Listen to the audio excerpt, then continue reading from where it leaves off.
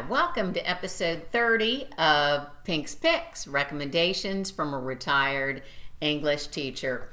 Armed with an undergraduate degree from Stanford and an MFA from the University of Michigan, author Brit Bennett already has 2 acclaimed novels under her belt, and she is only 30 years old.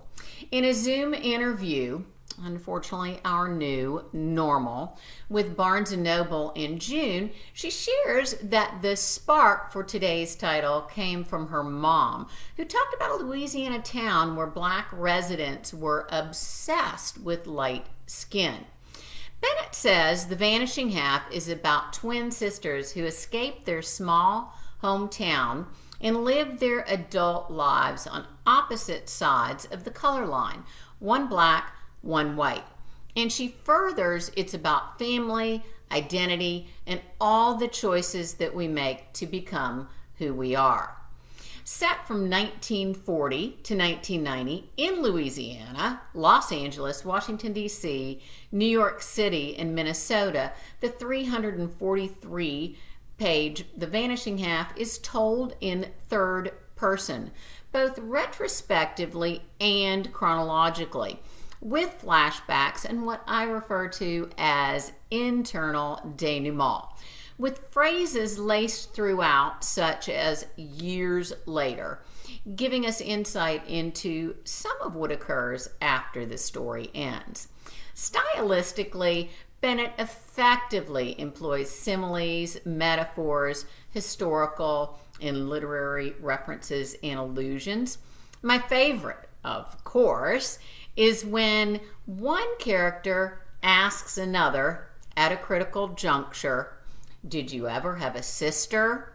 channeling Quentin in Faulkner's The Sound and the Fury. She uses contrasts throughout, especially with pigmentation. What I like best is how Bennett develops the theme of vanishing.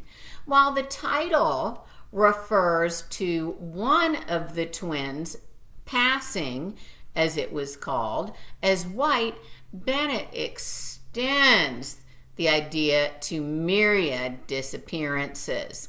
Some characters vanish into versions of their former selves, evolving as a result of their life choices, from poor to rich, uneducated to educated, with vestiges of themselves omnipresent. Others disappear temporarily. A weekday teacher into a weekend drag queen, an actress into a role, a nomad into a settler. Others still transform permanently and surgically, transitioning from female to male and progressively and naturally, aging and atrophying with Alzheimer's. And in a category all by itself, the ultimate vanishing act, death. Bennett also depicts the disappearance of a demographic during the AIDS epidemic, as well as a culture, a landmark, and even an entire town due to assimilation and modernization. Jacqueline Woodson, who's read at the bone I discussed in episode 26, says, "Brit Bennett is the real thing. I'm excited to have this brilliant new voice in the world." I concur, giving The Vanishing Act an A.